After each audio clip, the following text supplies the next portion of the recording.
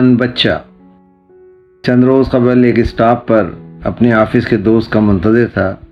اس انتظار کے دوران ایک نوعمر افغان بچے کی آواز آئی کہ صاحب جوتے پالش کرا لو۔ میرے جوتوں کو پالش کی کوئی ضرورت بھی تھی؟ میرے دوست چند لمحوں پہلے فون پر اپنی تاخیر سے پہنچنے کی اطلاع دے چکے تھے، اس لیے وقت سے فائدہ اٹھا کر بچے کی جائز مدد کرنے کا دل چاہا۔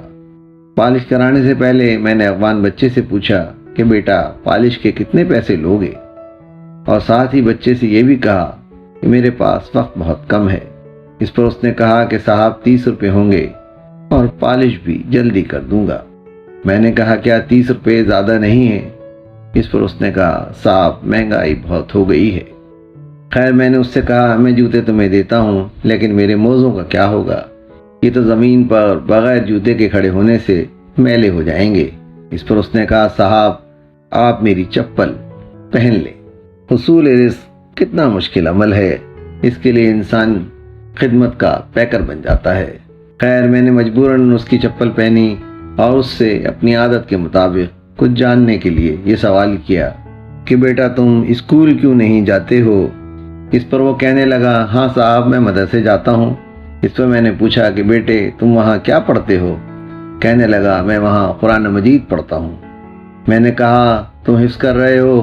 وہ کہنے لگا نہیں میں ناظرہ پڑھتا ہوں، ابھی میں پارہ ختم کیا ہے، پورا قرآن مجید پڑھوں گا پھر دوبارہ پڑھوں گا تاکہ میری زبان قرآن مجید پڑھنے میں رواں ہو جائے۔ میں نے اس سے پوچھا تم مدرسے جاتے ہو تو یہ جوتے پالش کیوں کر رہے ہو؟ اس پر وہ کہنے لگا میں صبح 7 بجے مدرسے جاتا ہوں اور 10 بجے وہاں سے سبق یاد کر کے کام پر نکل جاتا ہوں۔ مجھے گھر کے لیے کھانے پینے کا سامان آٹا وغیرہ لے کر جانا ہوتا ہے۔ میں نے اس سے پوچھا کہ اچھا یہ بتاؤ 30ویں پارے کی پہلی آیت کیا ہے؟ اسے یاد نہ آئی۔ میں نے وہ آیت پڑھی اما یتساءلون عن النباء العظیم، کس چیز کی بابت وہ آپس میں سوال کرتے ہیں؟ اس بڑی خبر کے متعلق۔ میں نے کہا اس دنیا میں انسان کے لیے سب سے بڑی خبر انسان کی جزا و سزا کے متعلق ہے۔ جزا و سزا کے تصور کا لازمی تقاضا ہے کہ انسان اپنے پروردگار کے آگے پیش ہونے سے پہلے جب تک جیے یہ سوچ کر جیے کہ وہ ایک بیدار ہستی کے سامنے جی رہا ہے جو انسان کو اس کے اعمال کے مطابق اجر دے گا۔ میں نے اس سے کہا دنیا سے گھبراؤ نہیں، خدا کو سامنے رکھو، انسان کے آگے ہاتھ پھیلانے سے بچو، پرعزم رہو، علم حاصل کرنے کی کوشش کرو، انشاءاللہ خدا تمہارے راستے ضرور کشادہ کرے گا۔ یہ سن کر اس نے کہا کہ وہ پڑھنا چاہتا ہے، لیکن مدرسے میں والد صاحب صبح سبق پڑھا کر چلے جاتے ہیں، پھر شام کو واپس آتے ہیں۔ اس دوران بچے سبق یاد کرتے رہتے ہیں۔ میں کچھ دیر سبق یاد کر کے جوتے پالش کرنے کے کام پر نکل جاتا ہوں، کیونکہ ہمارے گھر میں پیسے نہیں۔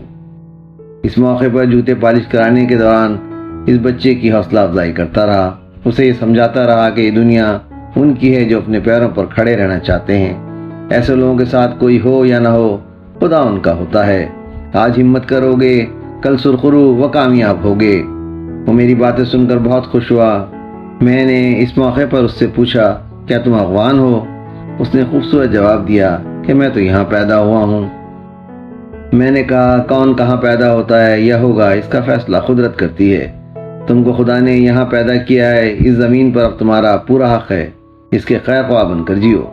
جس معاشرے میں رہو اس کو بہتر بنانے کے جذبے سے جیو، زندگی آسان ہوتی چلی جائے گی۔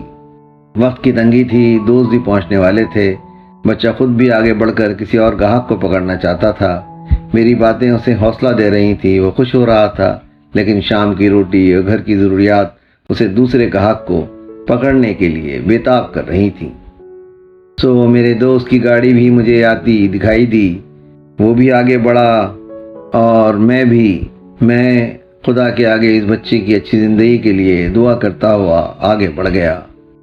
دل اطراف کے ماحول سے بے نیاز ہو کر گڑگڑاتے ہوئے خدا سے یہ فریاد کر رہا تھا کہ اے خدا اس بچے پر اپنی نعمتوں کی بارش کر اور اس بچے کو دنیا اور آخرت دونوں کی فلاح سے محروم نہ کر۔